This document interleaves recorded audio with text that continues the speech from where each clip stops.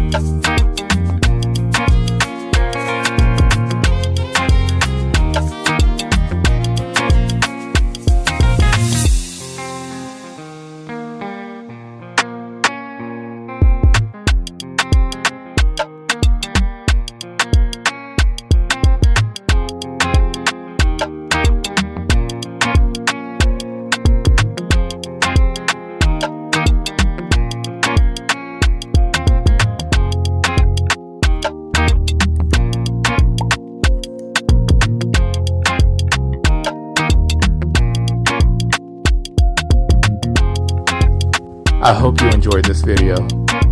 Have a wonderful rest of your day.